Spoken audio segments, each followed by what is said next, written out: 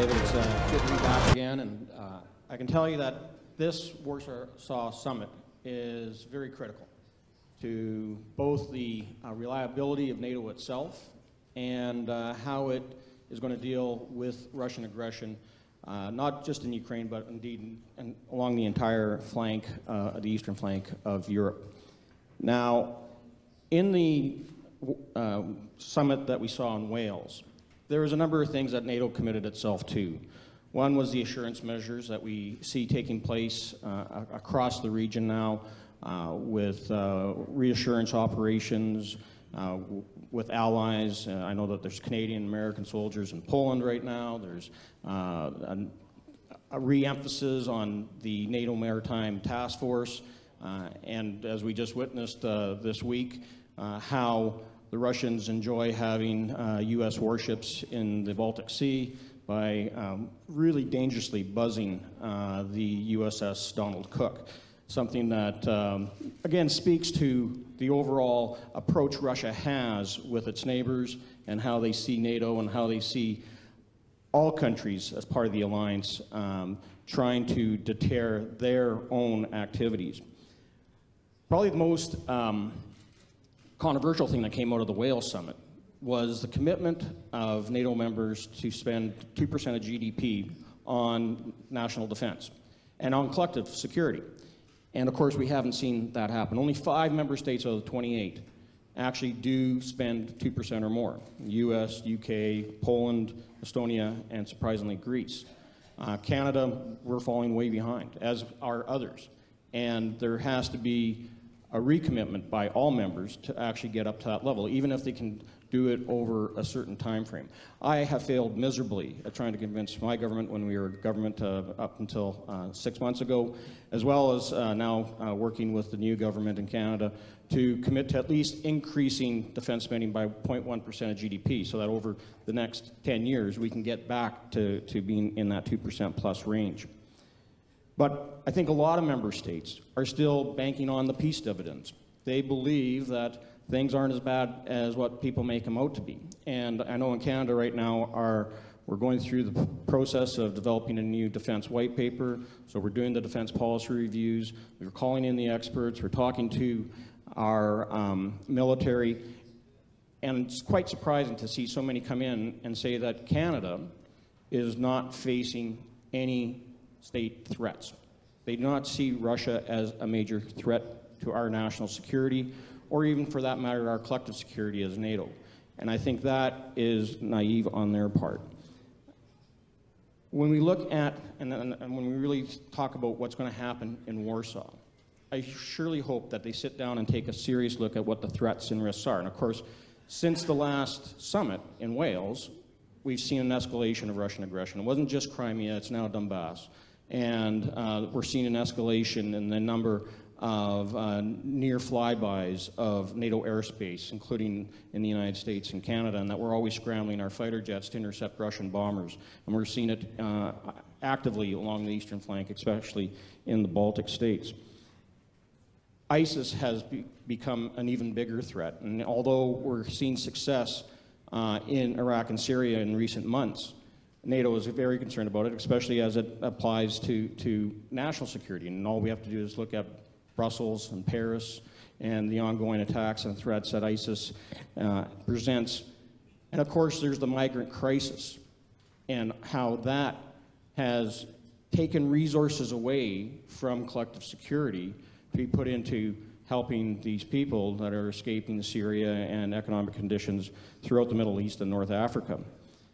And unfortunately, ISIS and the migrant crisis has changed the channel, as we were talking earlier in the day, about is the world watching what's happening here in Ukraine? Well, there's no question that the world is watching ISIS and the migrant crisis much more closely than what they're watching what's happening here in Donbass and Crimea. So there's going to be some challenges at this Warsaw Summit. We know that there is a number of member states that don't want to see a re-enlargement. They don't want to see of membership. They don't want to see more aggressive action taken to counter what is happening in Ukraine or happening along the eastern flank with Russia. They will not want to see an expansion of surveillance measures, of ballistic missile defense, and things along that nature. And I think it was correctly coined yesterday that we're talking about those that want to appease Russia. And we need to call them appeasers.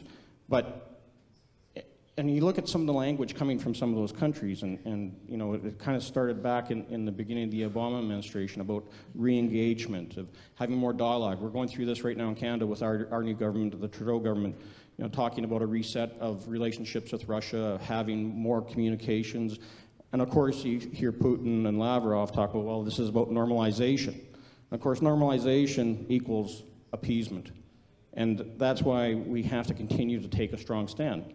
Because if you look at Putin, what has provoked him in every situation over the last 8 years, or even in the last decade, it has been weakness. The man is provoked by weakness.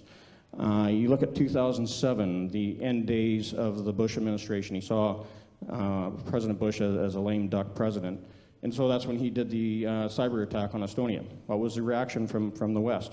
Nothing. In 2008, based upon that test, we saw the invasion in Georgia.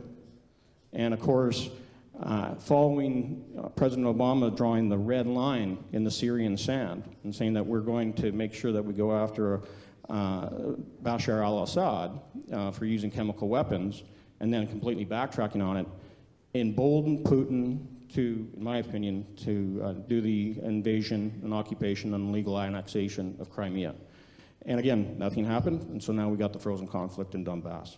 So we cannot continue on the policy path of doing nothing, because Putin will always be provoked to do more.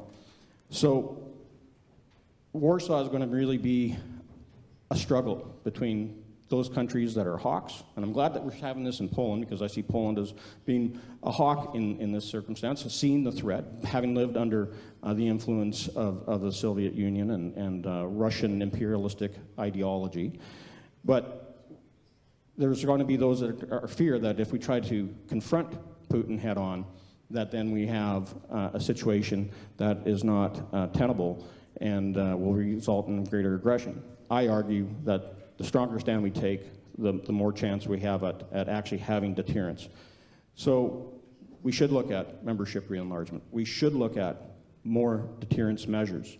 Do we go back as far as Cold War infrastructure along the eastern flank? More bases, more equipment and technology and surveillance than what we have right now?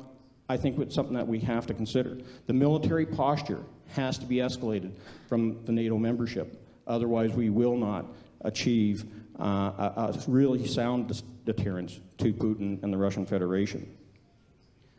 And of course, at this discussion in Warsaw in the beginning of July, we have to look at Ukraine. And that's, of course, I think what most people here want to see happen.